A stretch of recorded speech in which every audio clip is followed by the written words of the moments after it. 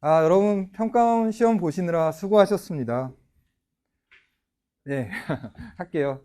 자, 여러분들, 독서에 일단 제 풀면서 느끼는 경각심을 주기에 충분하다. 이거는 쉽지 않고요. 뭐 작년 수능하고 비교하면 뭐 비교가 되겠죠, 당연히. 그보다는 뭐 좀 덜하다. 이 말이 사실은 맞긴 맞아요. 하지만 이 자체만으로 봤을 때 결코 쉬운 시험지는 아니라고 생각합니다. 그리고 이제 제가 이제 풀면서 느꼈던 점을 이제 적어 놨는데, 여러분들 제가 독서 수업을 먼저 할 거고 경제지문을 먼저 수업을 할 건데 좀 주목해서 볼게요. 제가 어떤 문장이나 어떤 문맥을 보고서요, 막말로 어떤 생각을 한단 말이에요. 근데 이 어떤 생각들이 문제나 선지로 생각할 당시에는 나올지 안 나올지 몰라요. 실제로 보면서 하는 수많은 생각 중에 어떤 것들은 아무 의미가 없어요. 그러니까 문제나 선지가 안 된다고요. 그런데 분명히 어떤 것들은 문제나 선지를 판단하는데 결정적으로 쓰여요. 제가 예전에 강대 수업만 할 때는 사실 그런 얘기 별로 없었는데, 그 인강을 하고 그러면서 그래, 네가 글을 보면서 생각을 해야 한다는 거 그래, 알겠다. 근데 꼭 생각을 해야 하냐? 시간도 가고 생각해야 되는 이유를 모르겠는데, 이유는 하나입니다. 이 생각 중에 문제나 선지가 100% 나오기 때문이에요. 그럼 나중에 하면 되는 거 아니냐? 늦습니다. 그거를 확인하는 시간이 좀 됐으면 좋겠네요. 평가원과 수능은 이렇습니다, 진짜. 시작할게요. 네. 경제지문부터 시작을 하겠습니다.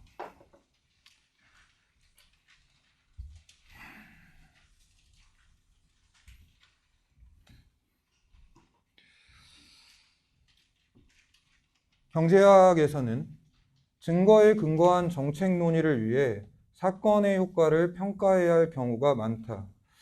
앞의 것을 위해 사건의 효과를 평가해야 할 경우가 많다. 근데 앞에 게 목적인데, 앞에가 증거에 근거한 정책 논의. 그러니까 어떤 정책을 결정할 때 증거가 필요하다. 증거에 근거해서 정책을 결정하기 위해서 사건의 효과를 평가해야 된다. 그럼 무슨 생각할래? 이 사건의 효과 증거랑 같은 의미구나.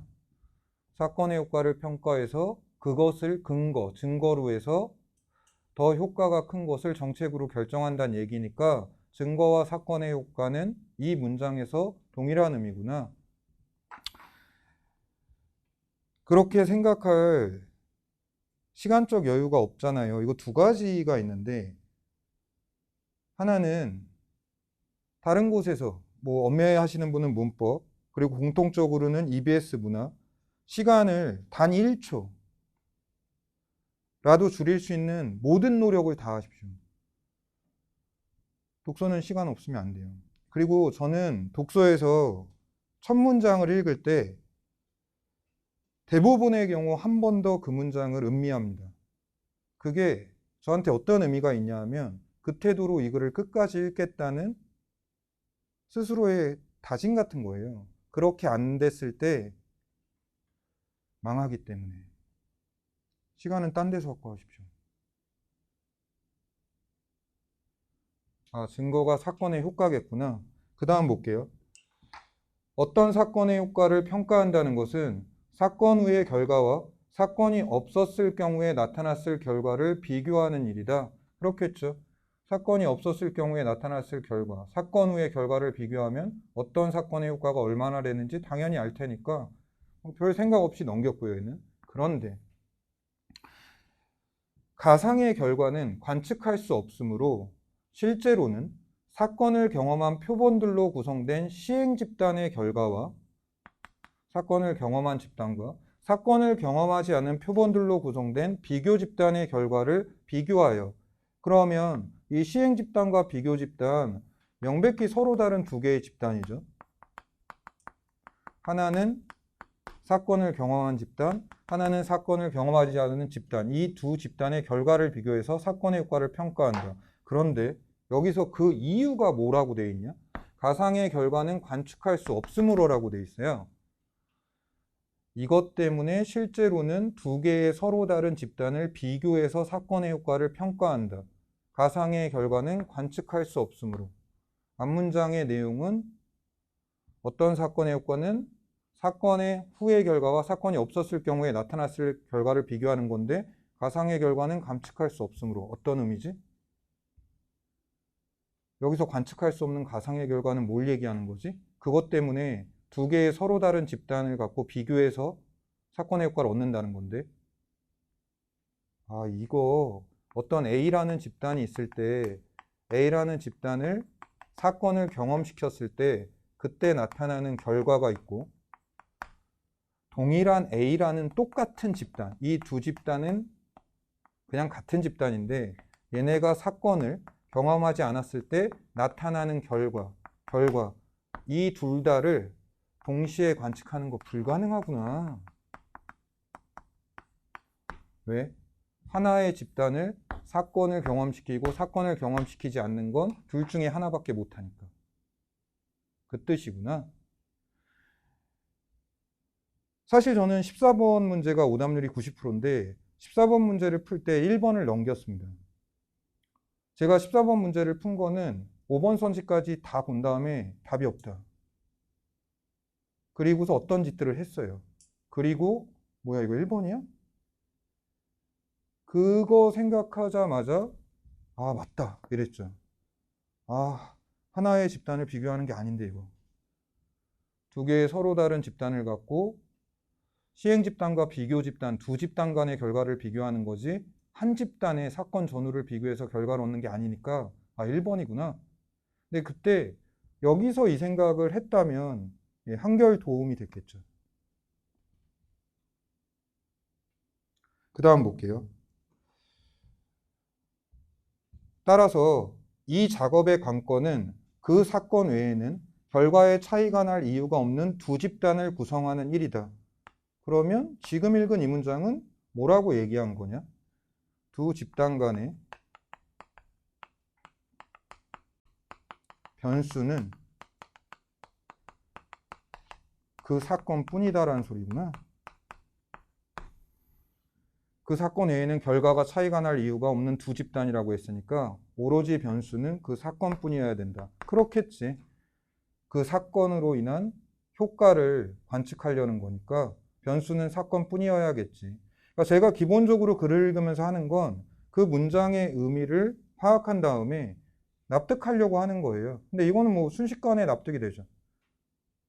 사건의 효과를 파악하려면 변수는 사건뿐이어야 된다. 가령 예를 들겠다는 건데, 어떤 사건이 임금에 미친 효과를 평가할 때 그 사건이 없었다면 시행 집단과 비교 집단의 평균 임금이 같을 수밖에 없도록, 사건이 없었다면 두 집단의 평균 임금이 같을 수밖에 없다는 건 이 말이구나.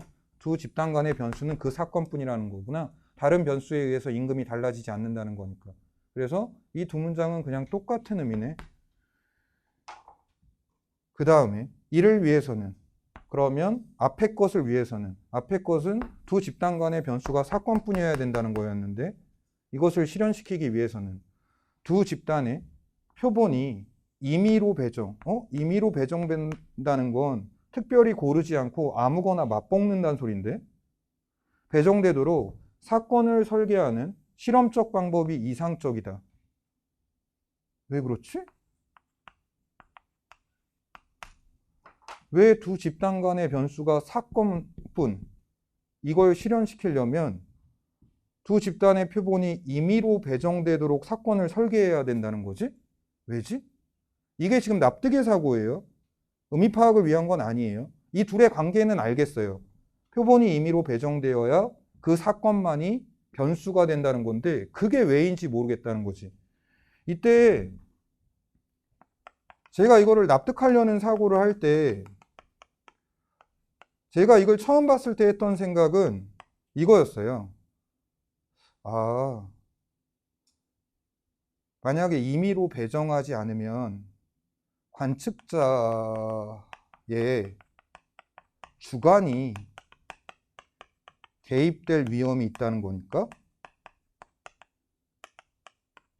있으니까 그런 건가? 그러면 관측자의 주관도 변수라고 보겠다는 건가? 관측자의 주관을 철저히 배제시키려면 관측자가 표본을 고르는 게 아니라 임의로 배정되어야만 관측자의 주관이 배제된다는 건가? 두 번째, 임의로 배정되어야 임의의 표본을 골라도 동일한 결과가 도출돼야만, 나와야만 정말 완전히 두 집단은 그 사건 외에는 다른 점이 없다고 보겠다는 건가?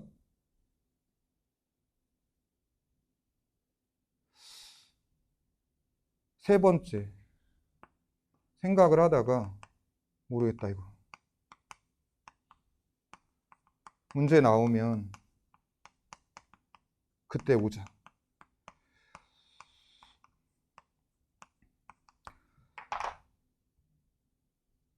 저는 셋 다 괜찮다고 생각합니다. 저는 이 납득의 사고가 맞는지에 관심 없어요. 시험장에서 나만 납득하면 그만이에요. 다만 중요한 거는 앞에 것을 실현시키기 위해서는 표본이 임의로 배정되도록 사건을 설계해야 된다. 근데 그게 왜 그렇지? 여기까지. 이때 자기가 어떤 생각을 해서 납득을 하든 서로 납득을 못해서 돌아오겠다고 하든 여기까지 괜찮아요. 다만 아무 생각 없는 건 안 돼요. 그리고 얘는 문제에 나오지 않습니다. 그런데 내가 아까도 얘기했듯이 글을 읽다가 할 수 있는 생각을 하려고 그 순간에 집중할 뿐이에요. 그리고 그 중에 어떤 게 문제로 나올지는 몰라요. 다만 내가 확신하는 건 그걸 안 하면 수능과 평가원의 문제를 못 푼다는 걸 확신하는 것 뿐이에요.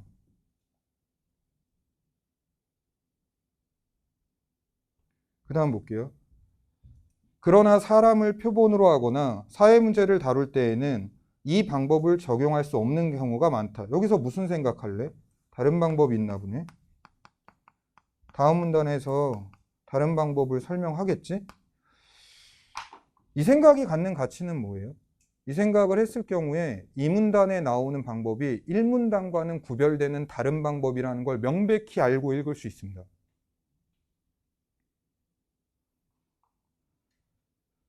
요거는 제가 요 내용을 정리한 거예요.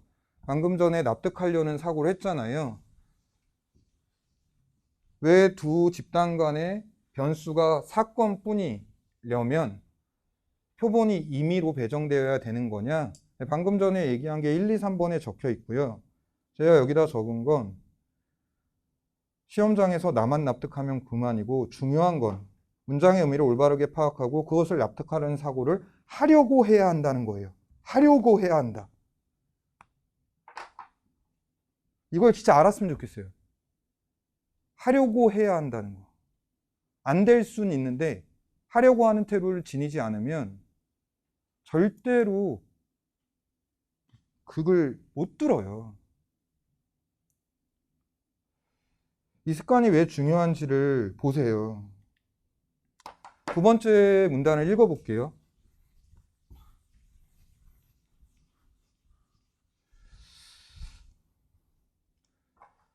이중차분법은 1문단에 나온 실험적 방법과는 다른 방법이죠. 시행 집단에서 일어난 변화에서 비교 집단에서 일어난 변화를 뺀 값을 사건의 효과라고 평가하는 방법이다. 그러면 이건 시행 집단과 비교 집단 간의 변화의 크기를 비교한다는 거지.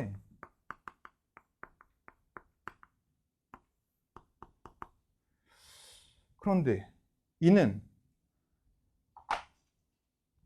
사건이 없었더라도 비교 집단에서 일어난 변화와 같은 크기의 변화가 시행 집단에서 일어났을 것이라는 평행 추세 가정의 근거에 사건의 효과를 평가한 것이다. 앞에 나온 이중차분법을 쓰려면 평행 추세 가정에 근거해야 된다고? 그럼 이게 없으면 이중차분법을 못 쓴다는 건데. 일단 파. 왜 그렇지? 왜 평행 추세 가정이 없으면 이걸 못 쓰지? 평행 추세 가정이 뭔데? 사건이 없었더라도 비교 집단에서 일어난 변화와 같은 크기의 변화가 시행 집단에서도 일어났을 것이다. 일단 이 말의 의미는 사건이 없을 경우,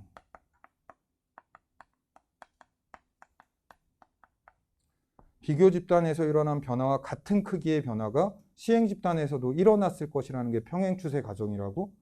그러면 비교 집단이 있는데 이 비교 집단이 만약에 최초 80원 임금이 어쨌든 80이라고 치자. 근데 얘가 변해서 100이 됐다고 치자. 사건이 없을 경우에. 근데 이 경우에 동일한 같은 크기의 변화가 시행 집단에서도 일어났을 거라고? 그러면 시행 집단이 있는데 시행 집단이 만약에 100이었다고 치자. 근데 동일한 크기의 변화가 나타났다고 했으니까 120이네. 그럼 이 경우에 이중차분법은 둘의 변화의 크기를 서로 빼서 구하는 거니까 시행 집단에서 비교 집단을 빼서 그럼 20에서 20 빼니까 0이네. 근데 왜 얘가 전제돼야 된다는 거지? 아, 이거 만약에 시행 집단에서 사건이 있었다고 치자. 그러면 비교 집단에서는 쟤랑 다를 바가 없다.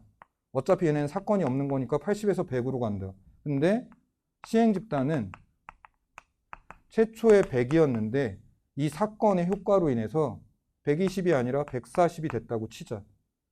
그럼 이때 시행 집단에서 비교 집단의 변화를 빼버리면 40에서 20을 뺀 건데 이때 이 20, 아 이거 사건의 효과구나.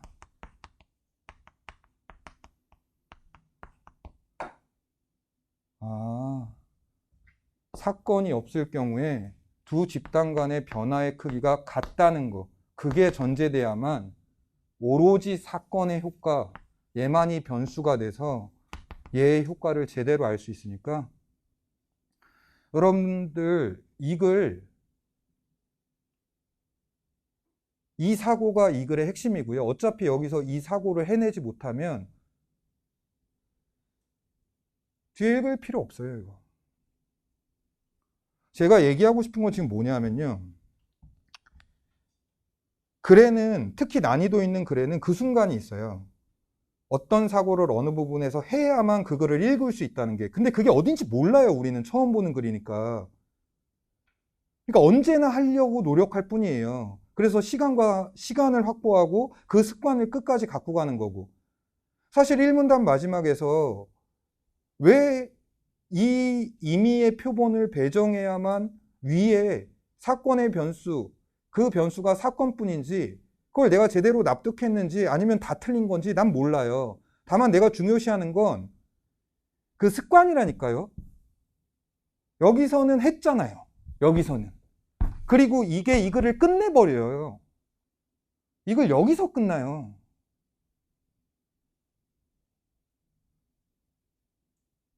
그럼 이거를 보자마자 바로 할 수 있느냐? 전 못합니다. 전 쳐다봤습니다. 왜 평행 추세 과정이 전제돼야만 이중차분법을 쓸 수 있다는 거야? 일단 평행 추세 나온 말 그대로 실현시켜 보자. 이렇게 하고서 순간 이랬습니다. 이 두 변화의 크기가 사건이 없을 때 같아야만 사건이 발생했을 때 다른 변수 없이 사건으로 인한 변화, 이 효과를 제대로 알 수 있으니까. 그리고 이거를 여기서 생각했을 때 그 다음 있죠. 이 가정이 충족되면 사건 전의 상태가 평균적으로 같도록 두 집단을 구성하지 않아도 된다. 이때 너희들 무슨 생각할래? 아, 이거 1문단의 방법과 다르구나. 왜냐하면 1문단에서 분명히 앞에서 그 구절이 있었어요.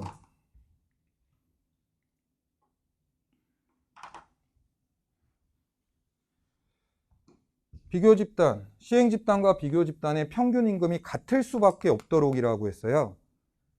얘네는 두 집단의 평균 임금을 동일하다고 지금 본 건데 얘는 사실 동일할 필요가 없어요. 다르구나 이거. 근데 여기서 그 생각을 하려면요. 여기서 그 생각을 하려면 저는 확신해요. 예. 여기서 평행 추세가 왜 필요한지 이거를 뚫었어야만 여기서 그 생각이 들어요. 왜? 그래야만 얘네 둘은 최초나 이후에 평균 임금이 같을 필요는 없어요. 사건이 없을 때 변화율의 크기만 같으면 되는 거니까. 그럼 1문단에서 나온 실험적 방법과는 차이가 있어요, 얘는.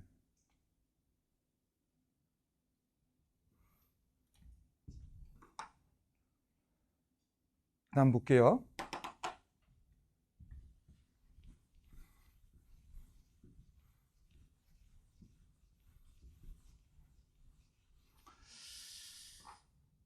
이중차분법은 1854년에 스노가 처음 사용했다고 알려져 있다. 그는 두 수도회사로부터 물을 공급받는 런던의 동일 지역 주민들에 주목했다. 같은 수원을 사용하던 두 회사 중 한 회사만 수원을 바꿨는데 주민들은 자신의 수원을 몰랐다. 스노는 수원이 바뀐 주민들과 바뀌지 않은 주민들, 무슨 생각할래? 수원이 바뀐 주민들, 시행집단이네. 사건을 경험한 집단이니까. 바뀌지 않은 주민들, 얘네들 비교 집단이네.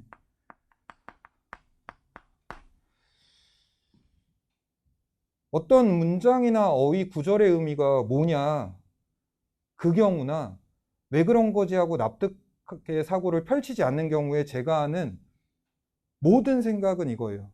앞에 거랑 연결한다 계속.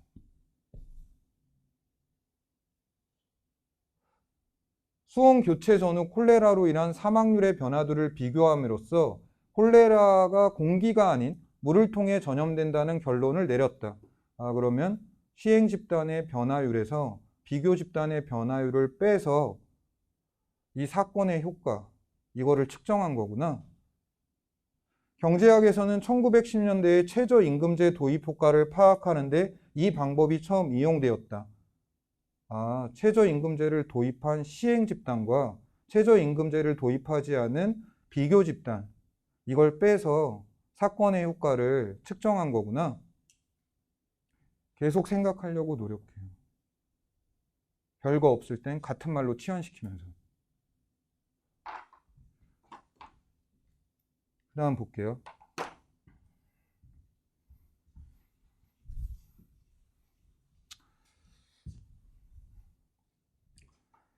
평행추세 과정이 충족되지 않은 경우 설명 대상이 바뀌었네. 문단이 바뀌었을 때 상황이나 설명 대상의 변화는 대단히 민감하게 반응하려고 특히 올해 들어서 더 신경 쓰죠. 왜냐하면 그걸 못해서 제가 오독한 거를 한번 봤잖아요. 평행추세 과정이 충족되지 않는 경우 이중차분법 못 쓸 텐데. 이중차분법을 적용하면 사건의 효과를 잘못 평가하게 된다. 예컨대 그런 기억은 평행추세 과정이 지켜지지 않아서 이중차분법이 사용되지 못하는 경우, 어떤 노동자 교육 프로그램에 고용 증가 효과를 평가할 때, 그럼 사건은 노동자 교육 프로그램이구나. 이 사건으로 인한 고용 증가 효과, 이 사건의 효과를 평가할 때 얼마나 고용률이 늘었는지, 이 사건으로 인해서 일자리가 급격히 줄어드는 산업에 종사하는 노동자의 비중이 비교 집단에 비해, 이때 무슨 생각했겠니? 비교 집단에 비해. 그럼 얘네들이 시행 집단이네? 그런데 시행 집단이 일자리가 급격히 줄어드는 산업에 종사하고 있다고? 그럼 무슨 생각할래? 이게 여러분들 15분 문제의 정답을 결정지어요. 그게 오답률 2등이던데 14번이 1등이고. 근데 이거 분명히 거의 즉각적으로 생각들거든요. 시행 집단이 원래 일자리가 급격히 줄어드는 산업에 종사한다고? 근데 고용 증가 효과를 평가하려고 그래? 그러면 이거 사건의 효과가 축소될 텐데.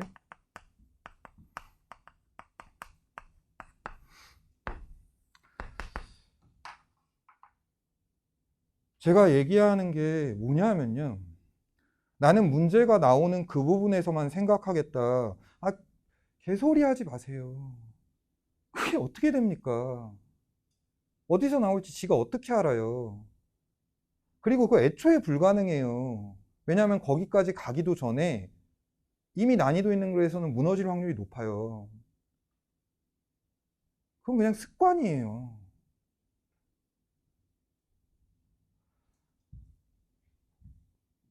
그러니까 이건 그냥 순간적으로 드는 생각인데 이게 납득하지 못하는 애들이 많더라고요.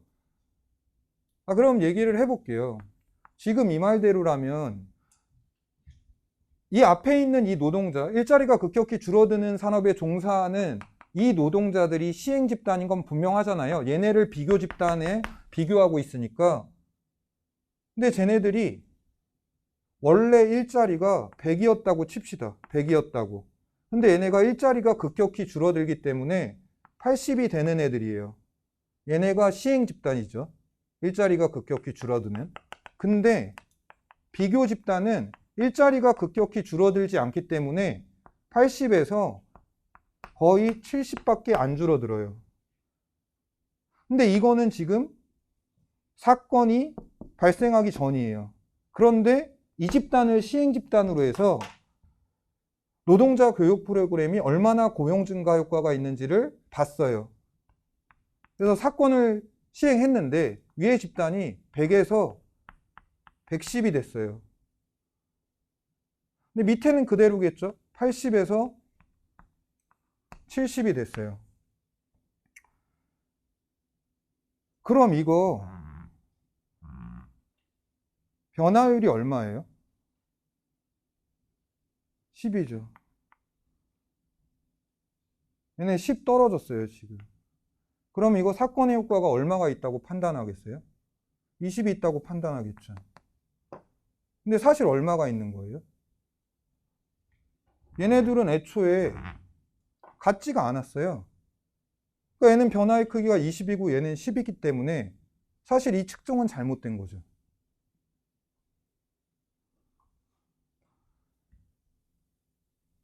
사건의 효과가 축소돼서 밝혀질 거다.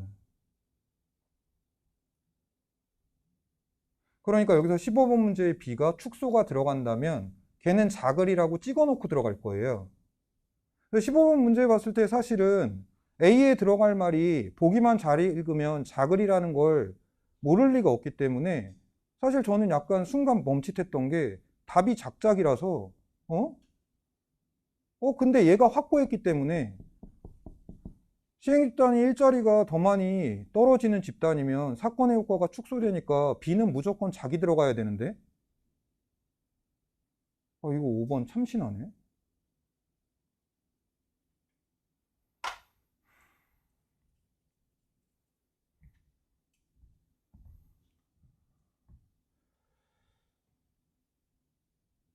자, 여러분들 그 다음을 볼게요. 평행 추세 과정이 충족되지 않을 것이다. 않겠죠. 둘은 사건이 없을 때 동일한 변화량을 보이지 않으니까. 그렇다고 해서 집단과 표본의 통계적 유사성을 높이려는 통계 이거 봤을 때 저 의문보 이거 뭔 얘기하는 거지? 그 전에 설명된 적도 없는데 넘기고요. 높이려고 사건 이전 시기의 시행 집단을 비교 집단으로 설정하는 것이 평행 추세 과정의 충족을 보완하는 것은 아니다. 뭐라고? 사건 이전 시기의 시행 집단을 비교 집단으로? 통계적 유사성이 뭔진 모르겠지만 어쨌든 두 집단의 유사성을 보장한다는 내용으로 보면 지금 위처럼 두 집단의 유사성을 보장할 수 없는 경우가 있기 때문에 그냥 사건이 발생하기 이전 시기의 시행 집단을 비교 집단으로 설정한다고? 그러면 같은 집단을 이전에 있는 시행 집단을 비교 집단으로 놓고 사건을 경험할 이 시행 집단, 현재의 집단, 요 두 개를 비교한다고? 헐, 뭐 하는 거야, 얘네? 근데 그렇게 했을 때도 평행 추세 과정의 충족을 보장하는 건 아니라고? 왜? 예컨대 고용처럼 경기 변동에 민감한 변화라면 집단 간 표본의 통계적 유사성보다 변화 발생의 동시성이 이 과정의 충족에서 더 중요할 수 있기 때문이다. 일단 의미는 동시성을 보장할 수 없기 때문에 사건 이전 시기의 시행 집단을 비교 집단으로 쓸 수 없다. 그리고 납득. 아, 그럼 예전 시기에서 발생하는 변수랑 지금 시기에서 발생하는 변수가 같지 않기 때문에 다른 변수가 끼어들 수 있으니까 이전 시기의 시행 집단을 비교 집단으로 쓸 수 없다는 거야? 이럴 수도 있고요. 아니면 그냥 어쨌든 동시성을 보장할 수 없기 때문에 이전 시기의 시행 집단을 비교 집단으로 못 쓴다는 거잖아 하고 넘길 수도 있어요. 둘 다 괜찮아요. 근데 어쨌든 이 둘 중에 하나는 하셔야 돼요. 그러면 걔는 16번 문제에서 4번 선지를 보는 순간 뭐가 어찌됐든 찍을 거예요, 그거. 이 의미를 파악했을 때 그렇게. 안 된다고 그랬잖아. 동일한 집단, 그 이전 시기의 시행 집단을 표본 비교 집단으로 놓으면 안 된다고 했잖아. 이게 뭔 소리야? 지금 이 지문에서 제가 계속 보여주고 있는 건 어떤 문장, 어떤 문맥에서 어떤 생각들이 선지를 판단하고 문제의 정답을 맞추는데 결정적으로 작용하고 있다는 거예요. 아, 근데 제가 지금까지 수업에서 계속 얘기한 건 수능과 평가원이 그렇기 때문에 난 그렇게 하는 걸 유도하는 거고 그거에 대한 확신을 주기 위해서 기출문제들을 본 거고 그랬잖아요. 걔네는 늘 그렇다고. 이 부분, 이 문맥에서 이 사고를 할 근거가 있었고 그 사고를 하게 되면 이 문제를 맞추게 해줄게. 걔네가 보는 건 그거예요. 만약에 그게 필요 없다면 니네 아니라 누구나 다 맞히는 문제예요, 그거.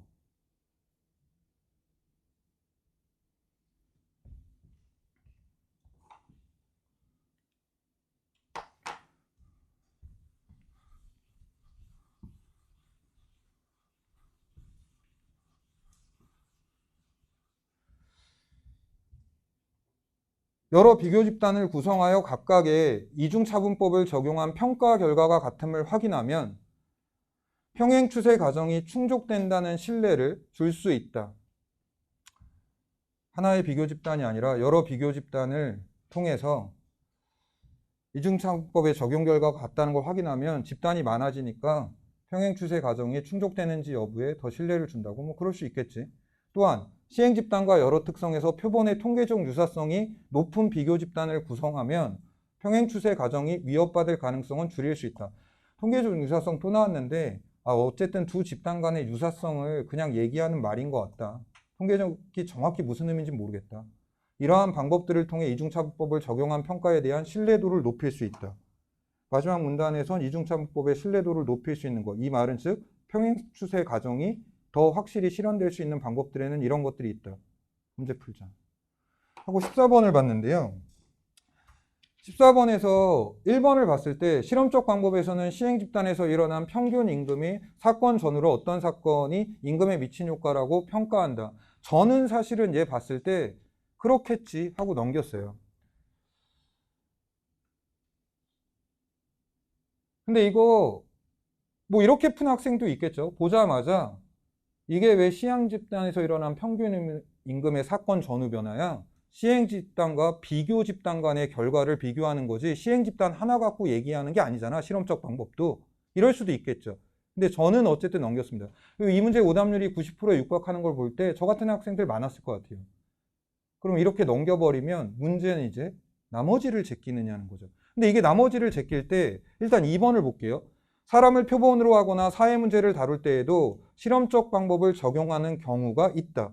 1문단 마지막 문장에서 실험적 방법, 이 방법을 적용할 수 없는 경우가 많다라고 그랬어요. 경우가 많다고 그랬지 경우가 없다고 한 건 아니잖아요. 그럼 적용하는 경우가 있다는 건 틀릴 수가 없는데 2번 맞네.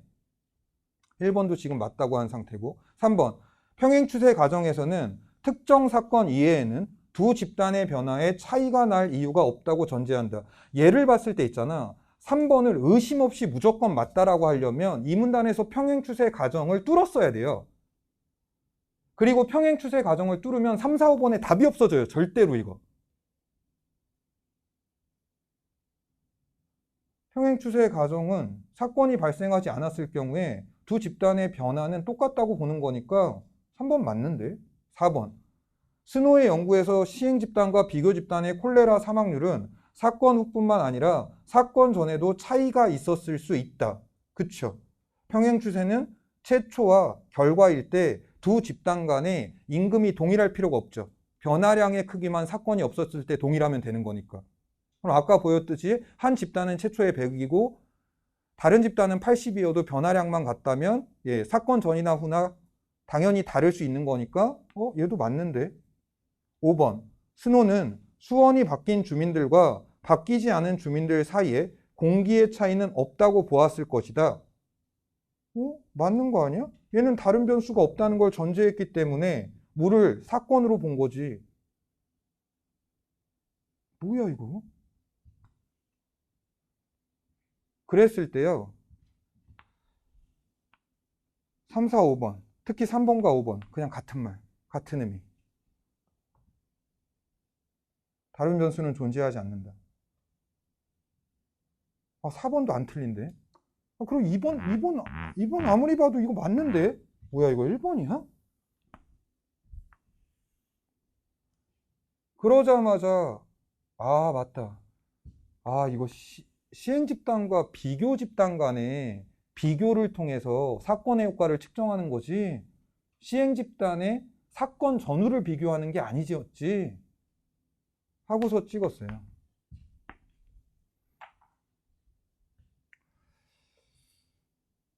저는 이 문제의 핵심이 1번을 바로 찍지 못했다면, 그리고 바로 찍지 못하는 학생은 엄청 많을 것 같아요. 네, 저도 그랬고. 그럼 그 상황에서 핵심은 지금 뭐냐? 평행추세 과정을 정확히 파악하고 있냐는 거예요. 아까 이 문단에서 평행추세 과정이 왜 이중차분법에 전제가 되는지 그거를 납득하려고 그 순간 시간을 쓰고 파악해냈다면 사실 확연히 보이는 게 있잖아요. 그 순간 글이 뚫려버리고요. 14번의 3, 4, 5번 선지를 확신할 수 있어요. 그럼 이거 1번으로 돌아갈 수밖에 없어요. 나는 그걸 보라는 거예요. 그거를.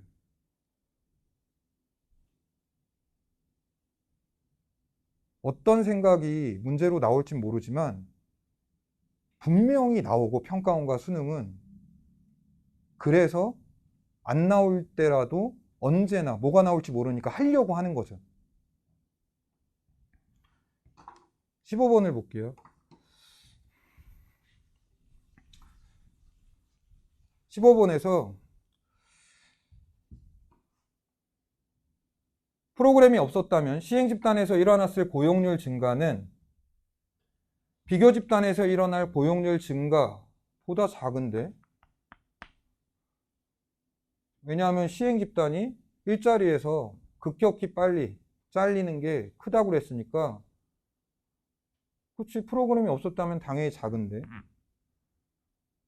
그러므로 기억의 이중차분법을 적용하여 평가한 프로그램의 고용 증가 효과는 평행추세 과정이 충족되는 비교집단을 이용하여 평가한 경우의 효과보다 축소돼야 되는데 애초에 기억을 읽을 때 그 문장을 보고 시행집단이 더 많이 일자리에서 비교집단에 비해서 많이 잘리는 집단이라면 고용 증가 효과는 축소돼서 사건의 효과가 축소될 수밖에 없다 그 생각을 했다면 뭐야 5번이야? 둘 다 작작이야?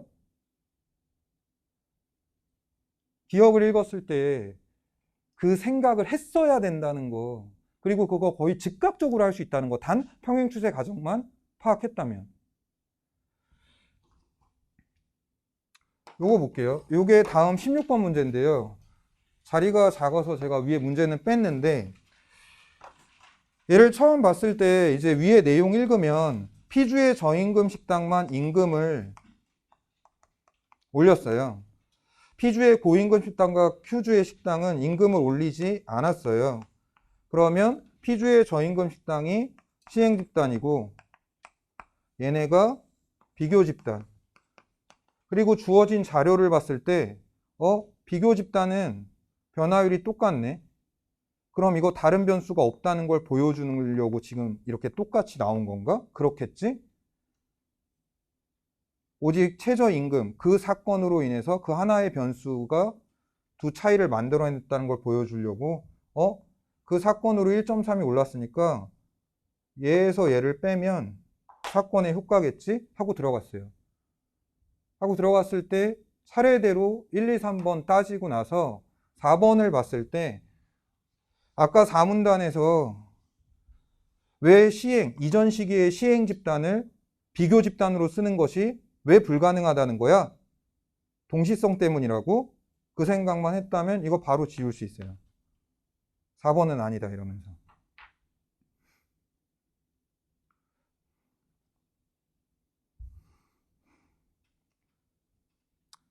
두 번째 질문 볼게요. 두 번째 질문. 두 번째 질문은 생물 지문입니다. 생물 지문.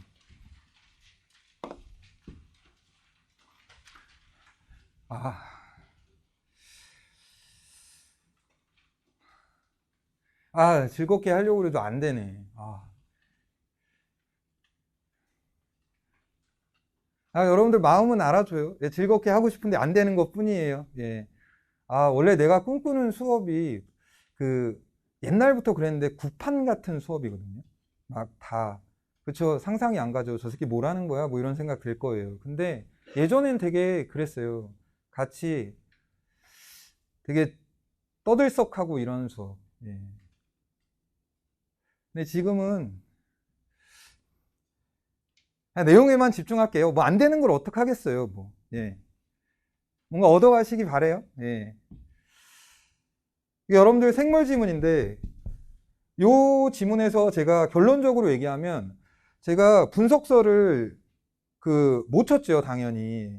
이 수업을 빨리 준비하느라고. 근데 이 생물 지문의 분석서는 머릿말만 적어놨거든요. 그 머릿말의 내용이 뭐였냐 하면요. 1문단의 마지막 문장에서는 최대한 앞으로 설명될 대상이나 앞으로의 글의 전개에 대해서 최대한 구체적으로 생각하려고 노력해라. 그게 어떤 차이를 가져오는지 보세요. 이거 시작할게요. 혈액은 세포에 필요한 물질을 공급하고 노폐물을 제거한다. 네, 첫 번째 문장 쉽게 바로 넘어가지 않아요. 한 번이라도 더 봐서 정확히 파악하려고 그래요. 습관이에요. 네, 그 습관이 이 글을 그렇게 끝까지 읽겠다는 다짐 같은 거예요, 저한테. 그러면 물질을 공급하고 노폐물을 제거하는 두 가지 역할을 한다고?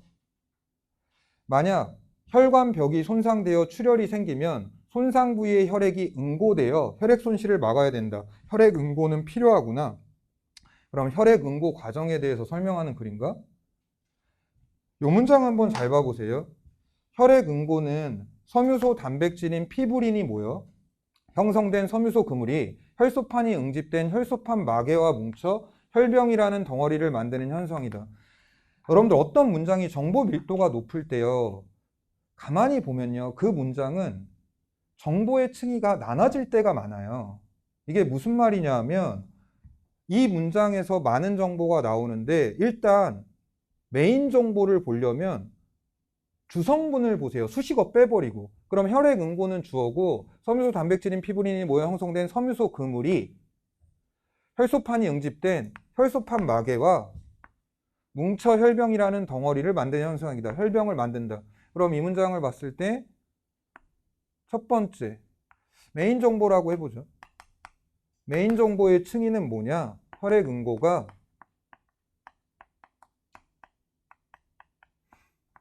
섬유소 그물과 혈소판 마개가 합쳐져서 혈병을 이루는 거라고. 그럼 서브는 뭐냐? 수식어들. 그러면 섬유소 근무를 수식하고 있는 말. 섬유소 단백질인 피부린이 모여 형성된 그 수식어. 혈소판 마개를 수식하고 있는 말. 혈소판이 응집된. 이 둘 중에 제가 더 정확히 인식하려고 노력하는 건 일단 메인 정보고요. 서브 정보는 각각의 두 대상에 대해서 세부 정보가 서술돼 있다. 기억나면 기억하고요. 지금 얘기한 건 문장의 정보층위를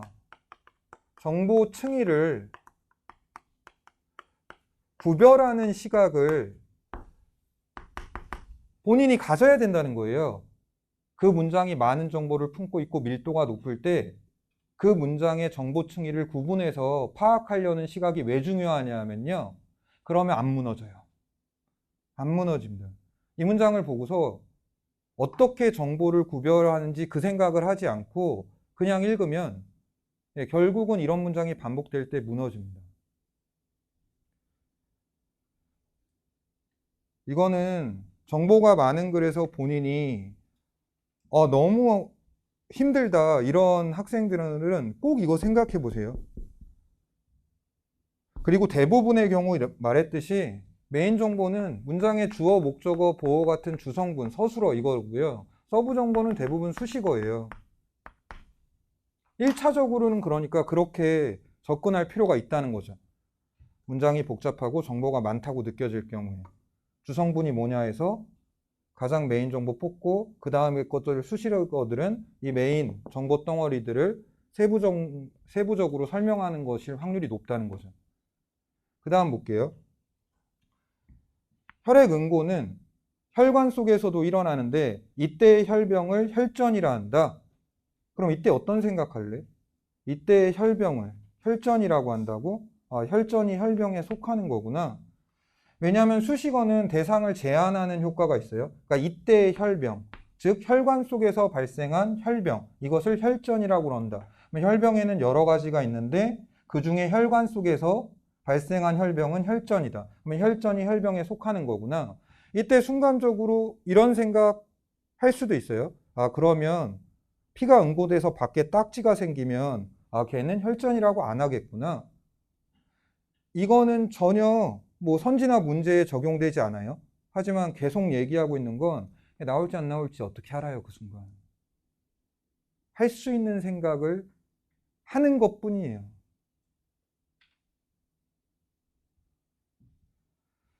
그 다음 볼게요. 이물질이 쌓여 동백내벽이 두꺼워지는 동맥경화가 일어나면 그 부위에 혈전 침착, 혈류감송 등이 일어나 안 좋구나. 동맥경화가 생기면 그렇다고. 동백내벽이 두꺼워지는 건 이물질 때문이라고. 혈관 질환이 발생하기도 한다. 제 머릿속에선 이 5개의 X침말은 동일한 말로 나버립니다. 그 다음에 저는 이 글에서 제일 중요하다고 생각하는 게 얘인데요. 얘를 봤을 때 이러한 혈액의 응고 및 원활한 순환에 비타민 K가 중요한 역할을 한다. 얘를 봤을 때 물론 혈액의 응고랑 원활한 순환이라고 나와 있어요. 그런데 얘를 훨씬 더 중요하게 인식합니다. 지금 앞에서 설명한 내용상. 그러면 혈액의 응고에 비타민 K가 어떤 작용을 하겠죠. 1문단 마지막 문장에서 할 수 있는 한 최대한 구체적으로 앞으로의 내용 전개나 의문점을 가지시는 게 어떤 효과를 일으키는지 한번 보세요. 어쨌든 여기서 제가 한 생각은 이거였어요. 혈액의 응고 과정 중에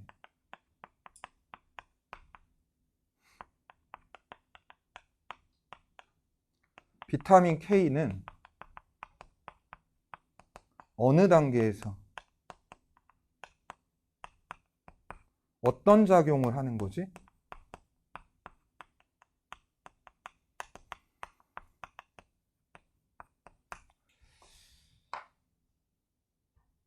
이 마지막 문장을 봤을 때요. 혈액 응고 과정 중에 비타민 K가 작용을 한다는 거지 비타민 K를 설명하겠네. 이거보다는 비타민 K가 혈액이 응고되는 과정 중에 어떤 단계에서, 어느 단계에서 어떤 작용을 하는 거지? 이건 충분히 이런 생각으로 구체화시키고 약간의 시간만 더 쓰고 습관만 있으면 돼요. 그런데 얘가 이 문단을 뚫어줍니다.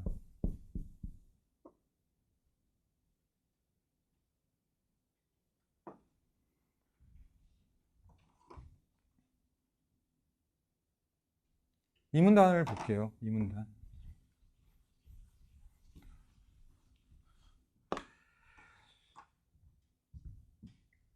비타민 K는 혈액이 응고되도록 돕는다.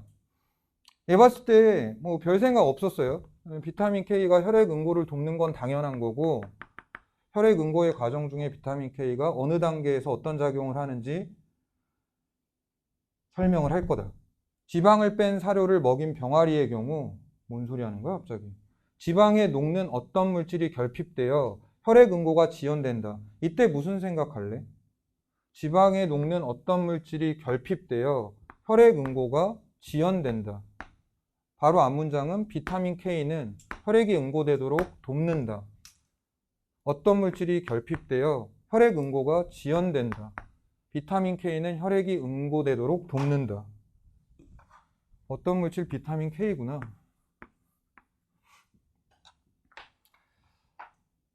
제가 뭐 어떤 얘기를 하더라도 이 태도가 제 독서 수업에서 언제나 가장 중요해요. 그냥 밑바탕에 깔려 있는 거.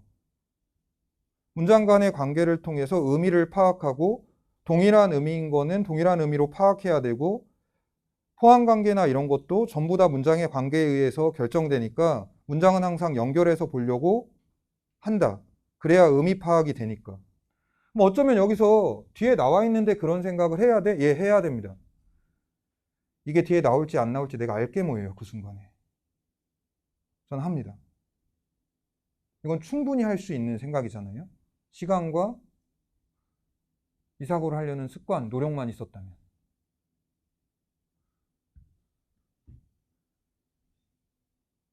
그 다음을 볼게요. 그 물질을 비타민 K로 명명했다. 혈액 응고는 단백질로 이루어진 다양한 인자들이 관여하는 연쇄 반응에 의해 일어난다. 이때 무슨 생각할래? 쟤를 봤을 때.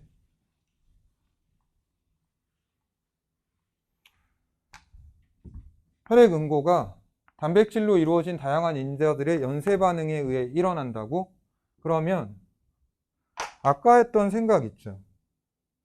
혈액 응고라는 말, 그 말을 이 말로 바꿔요. 단백질의 연쇄 반응에서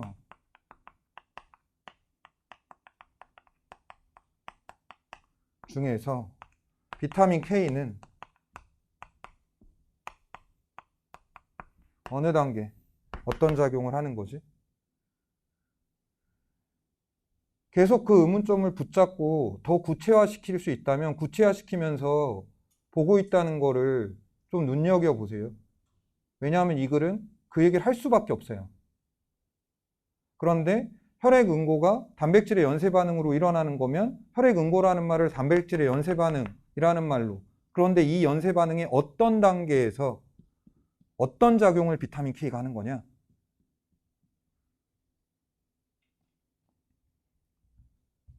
그 다음에 우선 여러 혈액 응고 인자들이, 근데 이거는 사실은 이게 인자가 요 앞에서도 나왔지만 얘를 봤을 때요, 어휘력 때문에 그런 거일 수도 있어요. 인자는 원인이 되는 요소거든요. 원인이 되는 요소. 그러면 혈액 응고 인자는 혈액 응고의 원인이 되는 요소를 말하는 거거든요. 그런데 내가 앞 문장에서 지금 뭘 읽었어요? 혈액 응고는 단백질의 연쇄 반응에 의해서 일어나는 거래요. 단백질의 연쇄 반응에 의해서 혈액 응고가 일어난대요. 혈액 응고 인자. 아, 이거 같은 뜻이구나. 야, 물론 난 바보는 아니에요. 그러니까 혈액 응고 인자에서 꼭 단백질만 있는 건 아닐 수도 있잖아요. 알아요, 저도. 알아요. 하지만 그따위 생각하지 않아요.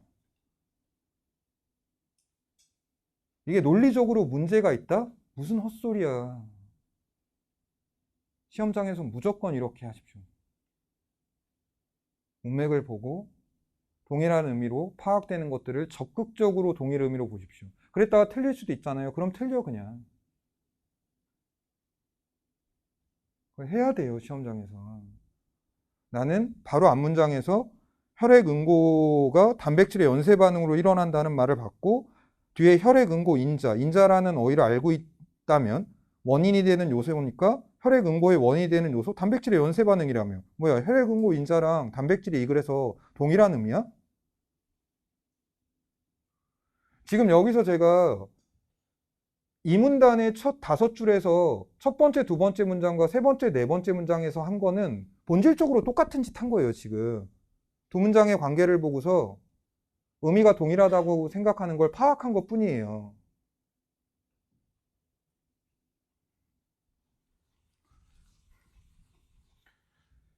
그 다음을 볼게요. 이유.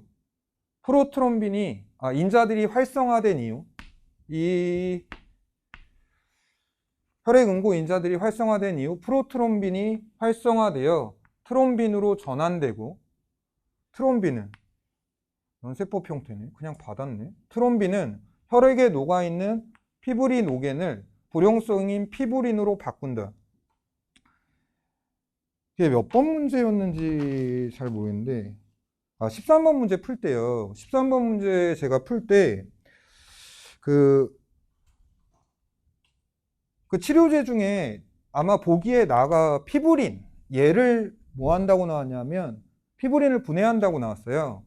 그런데 이것과 관련해서 아마 2번 선지였던 것 같아요. 좀 이따 문제로 볼 텐데 2번 선지에서 이 피브린을 분해하는 이 약을 쓰면 혈전이 용해될 거다 이런 식으로 적혀 있었던 것 같아요.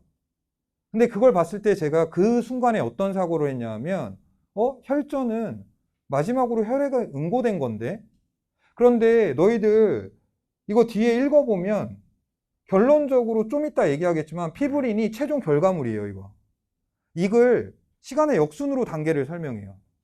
근데 내가 왜 그걸 놓치지 않을 수 있었냐 하면 전 그거 관심밖에 없었거든요. 혈액 응고 과정 중에 비타민 K가 어느 단계에서 작용하는 거야. 그러니까 단계를 찾아갔을 때 어느 순간에 뭐야 이거 시간의 역순이야? 이랬어요. 그래서 이 피브린이 최종 결과물이라는 걸 파악한 상황이었기 때문에 혈액 응고의 최종 결과물 피브린이 혈전으로 본다는 건가? 이랬는데 나중에 이거 보니까 여기서 이랬을 수도 있겠더라고요. 혈액에 녹아있는 피브리노겐, 불용성인 피브린. 더구나 난 어휘력도 있었는데 왜 그 순간 그 생각을 안 했을까? 여기서 불용성이라는 건 용해되지 않았다. 그러면 혈액에 녹지 않는다고. 원래 피브리노겐은 혈액에 녹아있는데 혈액에 녹지 않는 피브린으로 바꾼다고. 녹지 않았다? 녹지 않았다? 뭐야 이거? 혈전이야? 응고된 거야 지금? 여기서 이랬을 수도 있겠더라고요. 근데 이거를 왜 제가 시험장에서 못했는데도 이거를 얘기해주고 싶었냐 하면 혈액에 녹아있는 피브리노겐, 불용성인 피브린, 바뀌었다. 혈액에 녹아있는, 반대말이야? 그렇네. 용해되지 않으니란 뜻이겠구나. 그럼 이거 혈전이야? 여기서 이랬을 수도 있었고 이런 게 사실 맞는 것 같아요. 하지만 저는 어쨌든 처음 봤을 때 그렇게 못했습니다. 제가 한 건 이거예요. 어쨌든 프로트롬빈이 트롬빈으로 전화되고 거기서 만들어진 트롬빈이 피브리노겐을 피브린으로 바꾼다. 비타민 K는 프로트롬빈을 비롯한 혈액 응고인자들이 간세포에서 합성될 때 합성될 때? 앞에 문장에서 최초 시적 단계가 프로트롬빈이 트롬빈으로 전환되는 것부터 시작했었는데, 그런데 지금 이건 프로트롬빈을 비롯한 혈액 응고인자들이 합성되는 거잖아. 합성되는 거. 그러면 앞에서 최초 과정으로 나왔던 프로트롬빈이 만들어지는 과정이잖아. 근데 앞에선 활성화 이후라고 그랬는데 그럼 이 합성될 때는 활성화 이전 얘기를 하는 거네? 뭐야 이걸 거꾸로 찾아가는 거네?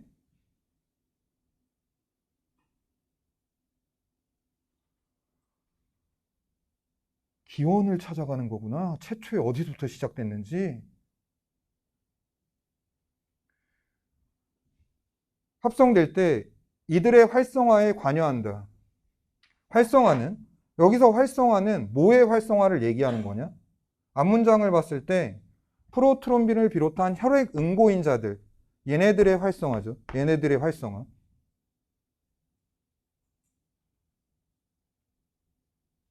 이런 생각들을 해야 지가 뭘 읽고 있는지를 알아요. 이런 거 안 하면 결국 무너져요. 뭘 읽고 있는지도 모르겠고. 연결하고 파악하라는 거예요. 앞에서 활성화의 얘기는 프로트롬빈을 비롯한 혈액 응고인자들의 활성화였다. 그럼 없어도 늘 하는 거예요, 지가. 활성화는 칼슘 이온과의 결합을 통해 이루어지는데 이들 혈액 단백질 이거 뭘 받은 거냐? 프로트롬빈을 비롯한 혈액 응고인자를 받은 거죠. 그럼 아까 생각한 게 맞았네요. 단백질은 혈액 응고인자일 것이다. 애초에 이 생각을 했으니까 여기서 명시적으로 위에 나온 프로트롬빈을 비롯한 혈액 응고인자들을 이들 혈액 단백질로 받았을 때 역시 맞았구나. 저 단백질이 혈액 응고인자들이구나. 얘네들이 칼슘 이온과 결합하려면 지금 이 흐름을 느꼈기 때문에 이거 또 시간의 역순으로 한 단계 더 간 거죠. 왜냐하면 얘네들이 칼슘 이온과 결합해야 활성화가 된다고 그랬는데 얘네들이 칼슘 이온과 결합하려면 카르복실화 되어 있어야 된다. 결합해야 활성화가 되는데 결합이 이루어지려면 이들 혈액 단백질, 프로트롬빈을 비롯한 혈액 응고인자들이 카르복실화가 돼 있어야만 결합할 수 있다. 여기서 사실 몇 줄 안 남았잖아요. 카르복실화 되려면 비타민 K가 필요한 거야 이 생각했어요. 나와야 되니까 지금 이거. 카르복실화는 단백질을 구성하는 아미노산 중 글루탐산이 감마 카르복시 글루탐산으로 전환된다는 것을 말한다. 카르복실하고 글루탐산이 감마 카르복시 글루탐산으로 전환되는 건 똑같은 의미죠, 지금.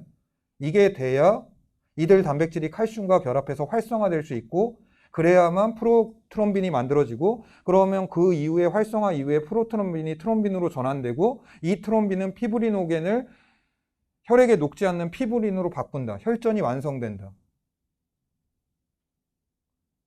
이처럼 비타민 K에 의해 카르복실화되어야 활성화가 가능한 표적 단백질을 비타민 K 의존성 단백질이라고 한다. 아, 최초에 작용하는 거구나. 얘가 비타민 K가 카르복실화를 단백질 시켜줘야 그래야만 그 이후의 과정들이 다 벌어지는 거구나. 어쨌든 표적 단백질하고 비타민 K 의존성 단백질은 같은 의미네 지금. 여기서 오답률이 높았던 문제들이 다 이 단계랑 관련된 거였던 것 같은데 그 문제들 좀 먼저 잠깐 보고 갈게요. 12번 문제.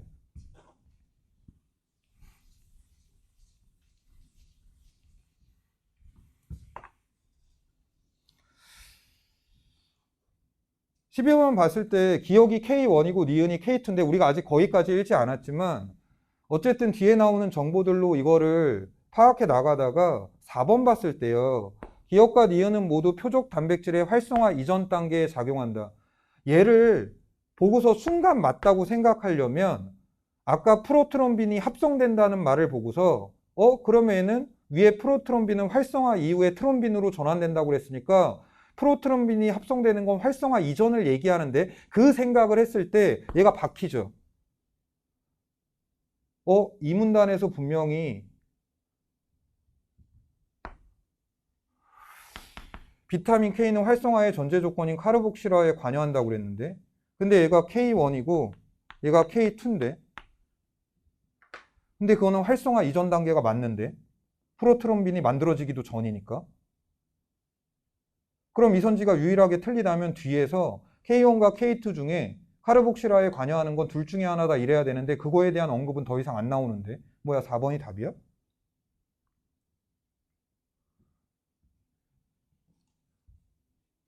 13번도 잠깐 볼게요.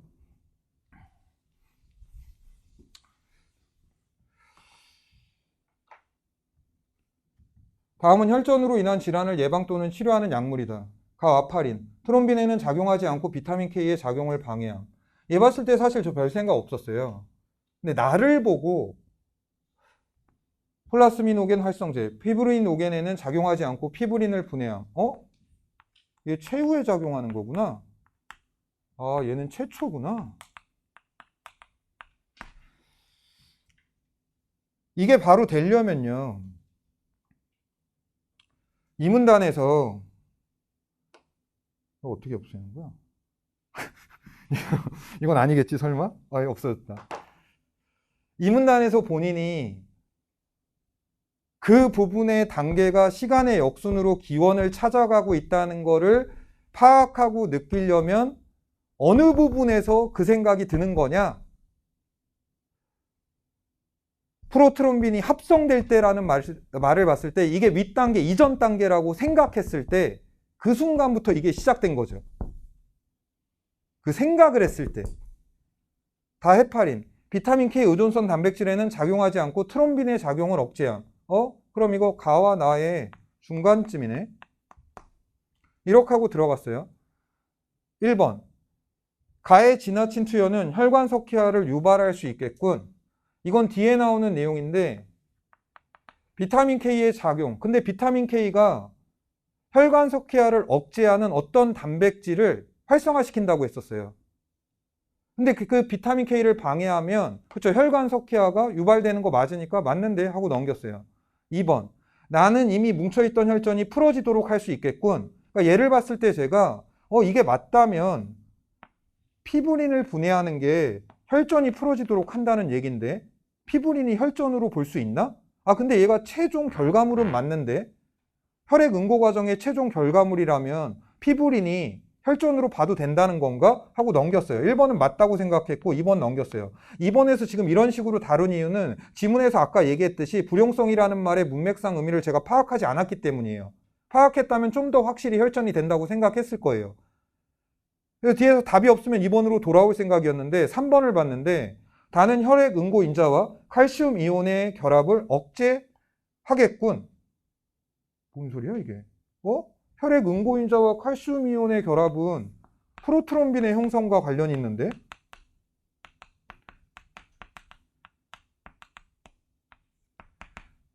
이걸 보고 이 생각을 하려면 프로트롬빈이 만들어지기 전에 이게 합성될 때 활성화 되려면 프로트롬빈이 칼슘 이온과 결합해야 된다고 그랬고 혈액 응고 인자는 단백질을 얘기하는 거니까 프로트롬빈이 그 단백질 중에 들어가니까 그러면 이거 개소인데? 이건 트롬빈의 작용을 억제한다는 건 이미 프로트롬빈이 만들어져서 트롬빈으로 바뀌었다는 얘기니까 얘가 이후의 과정이고 얘가 이전 단계인데 이게 어떻게 가능해? 3번은 틀렸구나. 이렇게 된 거였어요.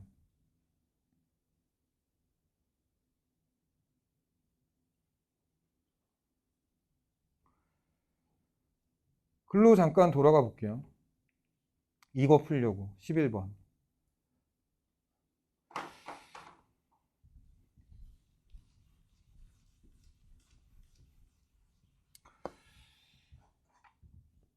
비타민 K는 식물에서 합성되는 비타민 K1과 동물 세포에서 합성되거나 미생물 발효로 생성되는 비타민 K2로 나눈다.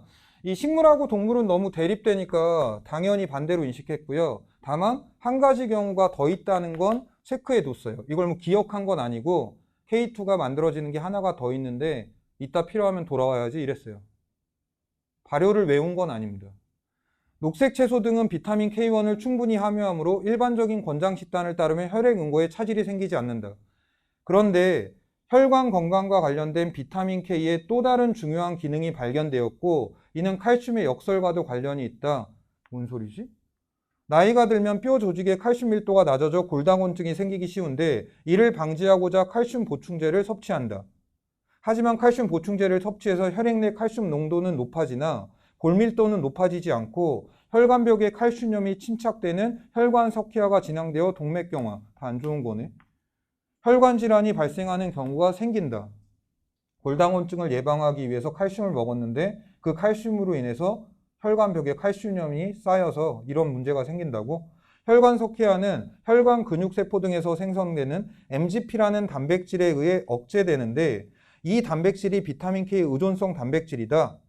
비타민 K가 부족하면 MGP 단백질이 활성화되지 못해 혈관 석회화가 유발된다는 것이다. MGP 단백질이 만들어져야지만 혈관 석회화가 억제가 되는데 비타민 K가 부족하면 MGP 단백질이 활성화되지 못해서 이렇게 된다고? 근데 여기서 생각했었어요. 이거 왜 역설이라고 그러지 근데? 이럴 수도 없고 저럴 수도 없다는 얘기인데 뭔가 머릿속이 순간 복잡해졌어요. 그래서 여기서 하려다가 일단 넘기자 이랬어요. 이 상황에서 잠깐 요거 봤어요? K1은 간세포에서 K2는 그 외의 세포에서 얘 봤어요?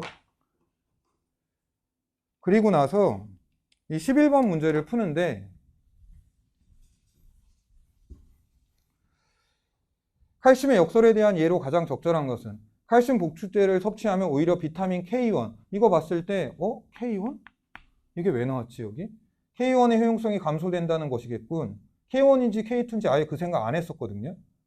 그래서 K1, K2 확인하러 갔는데 아까 본 그거 이 지문의 마지막에서 K1은 간세포에서 K2는 그 외 세포라고 돼 있었어요.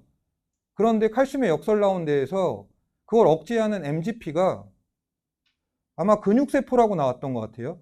그러면 근육세포면 간세포가 아닌데 그럼 이건 관련 있더라도 K2하고 관련된 거지 K1과 관련된 게 있을 수가 없는데 그래서 지웠어요. 틀렸네. 2번 칼슘 보충제를 섭취해도 뼈 조직에서는 칼슘이 여전히 필요하다는 것이겠군. 이거 지문에 경우도 있다고 나와요. 칼슘의 역설 나온 부분에서 그런 경우도 있다. 언제나 그게 발생하는 게 아니라 그럴 경우가 있다는 것 뿐이니까 무조건 이렇게 말하면 안 되는 거잖아 하고 얘도 넘겼습니다. 3번 칼슘 보충제를 섭취해도 골다공증은 막지 못하나 혈관 건강은 개선되는 뭔 소리야? 뭐가 개선돼? 혈관 안 좋아지지. 4번 칼슘 보충제를 섭취하면 혈액 내 단백질이 칼슘과 결합하여 혈관벽에 칼슘이 침착된다는 것이겠군. 뭐 칼슘과 결합해. 칼슘을 억제를 못해서 그런 거지. 5번 칼슘 보충제를 섭취해도 혈액으로 칼슘이 흡수되지 않아 골다공증 개선이 안 되는 경우가 있다는 것이군. 아 뭐야 이거. 혈액으로가 아니라 뼈로인데? 뭐야 정답 뭐지? 3, 4, 5번을 다시 보진 않았어요. 1번에서 이 K1 얘기 다시 한번 확인했던 것 같아요. 다시 아까 본 근거 확인하고 마지막 문단에서 그 외 세포에선 K2가 작용하고 억제하는 MGP 단백질은 근육세포라고 그랬으니까 간세포가 아니니까 이거 K2인데 그러면 이거 답이야? 그리고서 얘를 답으로 만드는 논리를 생각한 거예요. 나는 얘가 예외적인 경우를 얘기하는 거지 일반적인 경우가 아니니까 이렇게 얘기하면 안 되지 않아? 그 순간 그렇게 생각했던 건데 이 용어랑 관련해서 어차피 용어는 이런 예외적인 경우에 칼슘의 역설이 발생했다고 얘기하면 이 경우에 한정해서 저 용어를 쓰는 건 가능할 테니까 어차피 다른 거 답도 없고 그래서 2번 찍었습니다. 이런 풀이 있잖아요. 제가 뭐 어떤 문제는 보자마자 바로 찍는 것도 있겠지만 이런 풀이가 더 심해지는 건 사실 문학이에요. 문학에서 애매한 것들은 애매함만 인식하고 즉각적으로 넘겨요. 그랬을 때 어차피 답이 없으면 그 애매한 선지를 그냥 찍고 말고요. 다른 확실한 답이 있으면 그걸 찍어요. 근데 그런 기본 태도는 독서에서도 여전히 비슷해요. 그 난이도 있는 지문이나 난이도 있는 문제를 풀 때 그 태도는 반드시 필요해요.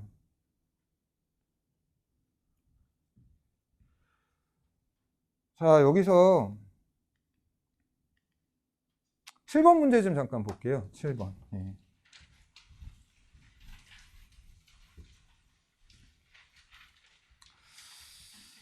글은 제가 안 보일 텐데 7번 문제는 사실은 이 시험지 풀 때 저는 이 문제 마지막에 찍었어요. 이게 일단은 이 문제 스타일이 평가원이나 수능에선 처음 봤어요. 저희가 자주 보는 리트에서 맨날 이런 문제 나오긴 하는데 근데 이게 기억이 무조건 맞고 니은이 틀리다는 건 뭐 누구나 할 수 있는 거고요. 문제는 이제 디귿인데 이 디귿을 넣을지 말지에 따라서 정답이 달라지니까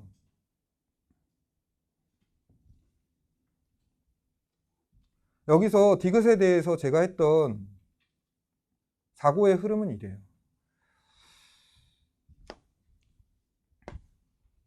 디귿에서 옛 국가에서 드러난 사상적 공백을 채우기 위해 새 국가의 군주는 유교에 따라 통치하도록 한다. 근데 이거 보고 바로 먼저 들었던 생각은 이거예요. 가와 나의 두 국가가 모두 유교를 원칙으로 한 건 확실하다. 이거는 그러니까 디귿이 맞다는 쪽 근거죠, 지금. 그런데 가가 되느냐 했을 때 가의 하는 도교 수용을 통해 형벌을 가볍게 하고 법과 수용을 통해 현명한 신하임용을 도모했다. 이게 산문단에 나오거든요. 이건 제가 시험장에서 하는 생각이에요. 이게 맞다는 게 아니라 제가 어쨌든 그 순간 한 사고는 그러면 이게 사상적 공백이 있다고 해도 유교를 통해서 공백을 메웠다기 하기보다는 다른 도교나 법가를 통해서 사상적 공백을 메웠다는 게 되니까 유교만이 지금 이 공백을 메웠다고 얘기할 수 없다면 이거 안 되는 건가? 근데 이게 결정적인 건 사실은 나였어요. 나가 조선이 불교, 고려의 불교가 폐단이 있었다 이런 얘기를 하는데 그럼 이건 사상적 공백은 아니지 않나? 불교라는 사상이 있었던 거고 그거에 문제점이나 폐단이 있다고 그래서 그것이 사상이 없었다는 공백이 있었다는 이런 얘기로 표현될 수는 없는 거니까 제가 결정적으로 디귿을 잘라낸 건 사실 나 때문이었거든요. 근데 이거 저는 그 생각을 안 했는데 가에 대해서 가도 공백은 아니다 이렇게 말씀하시는 분들이 있더라고요. 가에서 지금 나타난 게 법을 너무 엄격히 적용하고 이런 문제점들이 발생한 건데 그럼 진나라가 법을 엄격히 적용하고 이런 것들을 통해서 망했다고 하더라도 그것도 사상적 공백이 아니라 사상이 잘못됐다는 것뿐이지 공백은 아니지 않냐. 네, 그거, 예, 그렇네. 그럼 결국 나에서 내가 한 사고랑 이건 동일한 근거기 때문에 그렇게 생각해도 되겠구나라는 생각이 나중에는 들더라고요. 근데 저는 어쨌든 확실히 제낀 건 나 때문에 제낀 겁니다. 근데 가도 공백은 없었다고 얘기해도 가능할 것 같기는 해요. 그리고 마지막으로 독서에서 9번 문제를 여기 띄워놨는데 이 9번 문제가 오답률이 5등이에요. 근데 이 9번에 대해서 저는 사실 3번, 4번 중에서 이 중에서 찍었는데 가장 많이 오답으로 찍은 거는 이 1번이라고 하더라고요. 일단 제 얘기부터 먼저 할게요. 힘의 지배를 숭상하던 당시 지배 사력. 그래서 숭상하던, 믿던, 힘의 지배를 믿었다. 되나? 하고 넘겼어요. 왕실이 아닌 편차자의 주관이 개입되었다는 비판. 주관이 끼어들었다. 되나? 하고 넘겼어요. 그래서 5번이 답이 돼주길 바랬는데 때려 죽여도 5번은 답이 안 되더라고요. 그럼 뭐야 이거? 하고 보다가 마지막으로 남은 게 3번, 4번이었는데 문맥적 의미가 아니라 순간 글자 자체의 의미, 사전적 의미로 접근해 보면 숭상하는 건 어떤 대상을 높여서 지향하는 거고 믿다라는 의미. 이거 글자 자체로는 지금 바뀔 수가 없는데 힘의 지배를 믿었다는 것과 숭상했다는 건 의미상 차이가 있긴 한데 근데 편찬자의 주관이 개입되었다. 주관이 끼어들었다. 이건 가능한데? 그래서 저는 이거 3번을 찍었는데 1번에 대해서는 분석행위를 단행하여 사상통제를 기도했다. 이거 애들한테 물어보니까 꾀하다라는 말이 주는 느낌이 이걸로 바꿀 수 없다고 생각했다고 얘기를 하던데 이거는 지금 분석행위를 단행하여 사상통제를 시도했다는 뜻이거든요. 그거를 도모했다. 그러면 그것이 실현되도록 꾀했다. 이거는 뭐 당연히 되는 건데. 근데 제가 이 문제를 소개한 이유는 이게 일반적인 그 평가원의 문맥 문제랑은 좀 다른 느낌이어서 원래 평가원의 이 어휘 문제는 문맥에 의해서 바뀔 수 있느냐를 중시하는데 얘는 지금 뭔가 제가 사전적 의미를 생각해서 찍었던 느낌이거든요.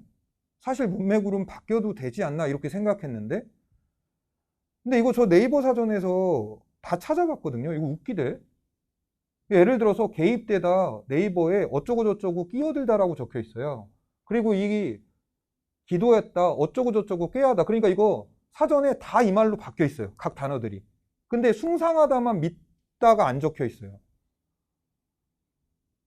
그래서 내가 사전적 의미를 강조하는 건 절대 아니고요. 다만 문맥으로 접근했는데도 애매한 때에는 단어 자체가 갖고 있는 의미상의 차이를 고려하는 것도 필요가 있을 것 같다 해가지고 얘기하는 겁니다. 됐죠?